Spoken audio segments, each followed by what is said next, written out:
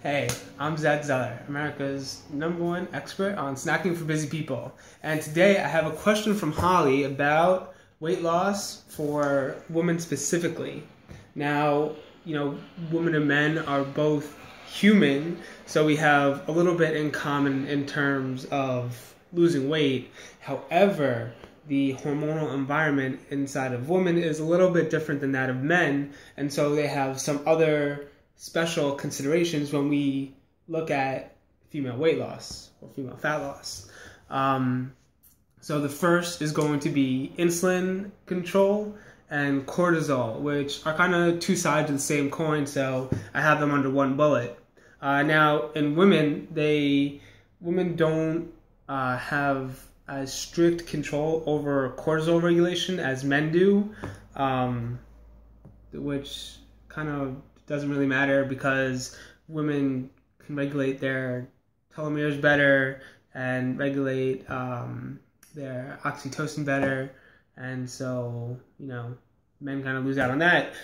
But having better insulin and cortisol in women will help prevent a lot of that fat coming from like under the arm area and also on the midsection. So it's a good one to know. Now, with this, again, it's a lot of stress related, but the tip here is instead of like fight or flight, which is a common reaction to stress that you all know from, I don't know, when you were first starting school and they told you about biology and the fight or flight response, there's also a different mechanism called the tend and befriend. And so what you can do is to lower your cortisol naturally. You can, call up a friend on the telephone, go for a walk, kind of reduce your stress that way.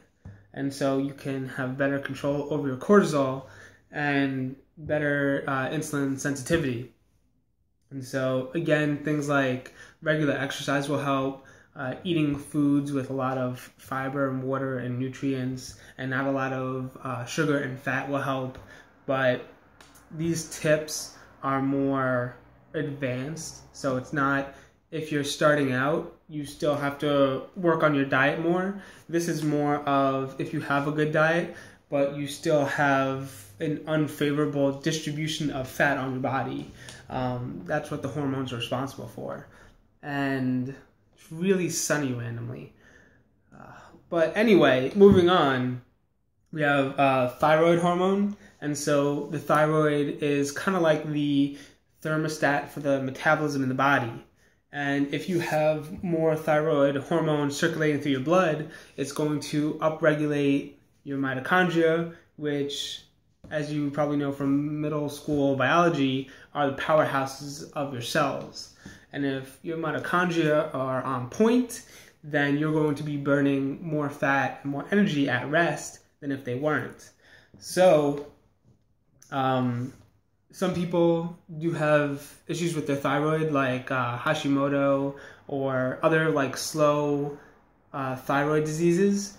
So you can consult your doctor and get a screen of different thyroid issues to rule that out if this is something that you've been seriously struggling with, no matter what you've tried in the past. It could be a good thing to check out. And otherwise, having enough like iodine and salt in your diet. So things like eating iodized salt, especially if you're like inland, away from the coast, or having seafood. And so even if you don't eat fish, having like seaweed, like the nori stuff, the roasted seaweed, it's good to snack on, and it has a lot of those salts that can outcompete a lot of, different radioactive iodine or fluoride or different things that can kind of get taken up instead of the iodine that you need to make these hormones. And then lastly is estrogen. And so estrogen in women causes a lot of fat buildup on the thighs and the butt area. And yeah, even women can have too much estrogen, even though it's kind of like known as the female hormone. And so estrogen is linked to being overweight in general. So the heavier you are, the more estrogen you have.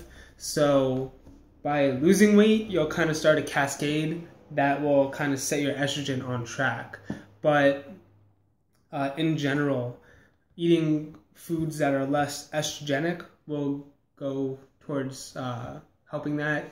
So things like flax seeds, chickpeas, soy, you might want to cut down if you're eating a tremendous amount of those, but don't go crazy. Don't go crazy, because those things aren't going to really make or break. But if you do have a lot of them building up in your diet, then it could be an issue. So it's just something to be aware of and to look out for.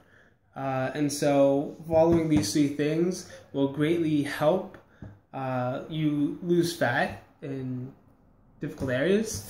And I'm Zack Zeller from thesnackhacker.com. So if you liked the video, give it a thumbs up. If you have any questions or comments, put those below. And don't forget to subscribe to find out when I put out new videos. Happy snacking.